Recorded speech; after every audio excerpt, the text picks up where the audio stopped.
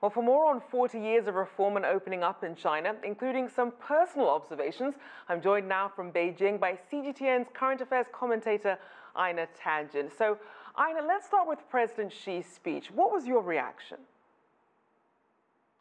Well, Michelle, there was no real surprises there. I think it was a little bit more formal than his previous speeches. It was very detailed, as he wanted to make it clear that he was proud of what China had achieved. And that going forward, as Sean said, that China won't be dictated to, but it is absolutely on the path of opening up on its terms.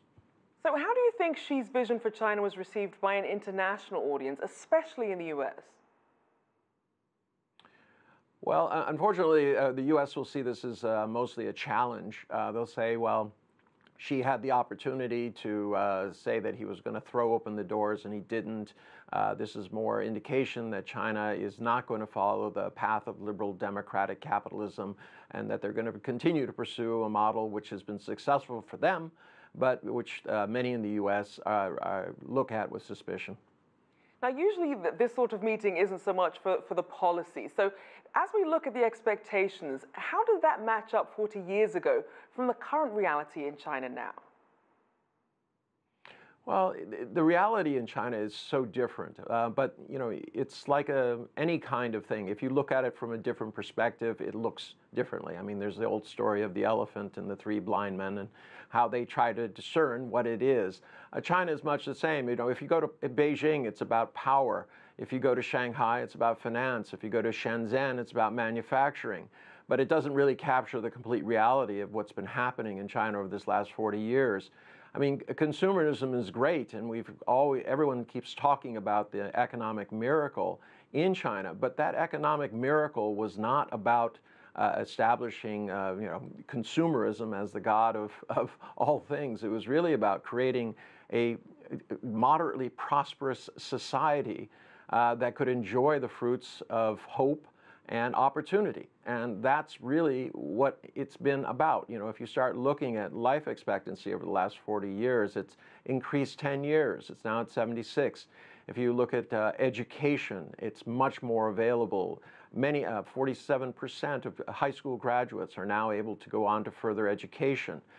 There are great opportunities. So it would be a mistake to just say, oh, well, China has been pursuing money. They've been pursuing a better life. And that, I think, is the underlying message for a lot of people in China. It's about hope, about the future. There will be changes, but the issue is how will those changes come about and who will lead them?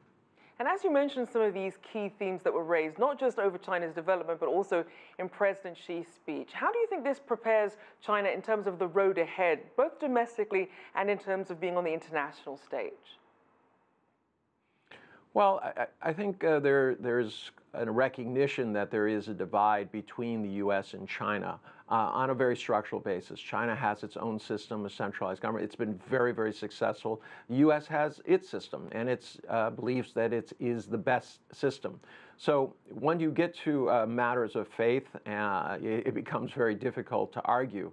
But I think it's quite clear that China is going to pursue a world which is multilateral, which is not an imposition, as he declared. China is not seeking hegemony. It seeks to rise peacefully. It does not think of itself as imposing a world order. And that is perhaps different from the ideology in the United States, where people say American exceptionalism, democratic, liberal, capitalism is the only way to go, and that the world must accept that.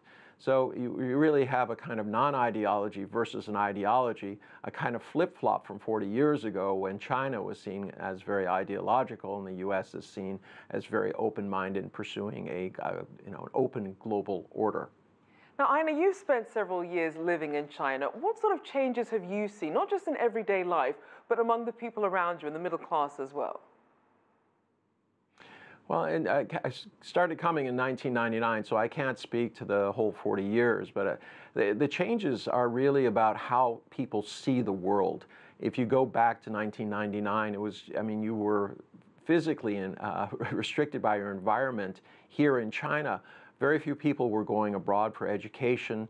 Bicycles far outnumbered by, 10,000 to 1 the number of cars that you'd see on the streets.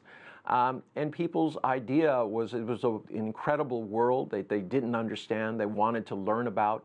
Now you're seeing increasing sophistication as more young people go abroad, not only to America, but around the world, and they bring back ideas and perspectives which are very different. It is not always easy, though, kind of digesting this old society, new society. It's very difficult. You know, many people today, grandparents and parents who lived through those times, they find it very difficult sometimes to understand exactly what a lot of these new ideas are that their children bring back. So there's a lot of kind of social digestion going on, and that has to be resolved. People have to understand that there were tremendous sacrifices made to create China, the one-child policy, many other things that had to be done. And now, you know, if you don't have that same spirit of investment in the future, a little bit of sacrifice today for gains tomorrow, then there will be problems further down the line, as we've experienced in the U.S.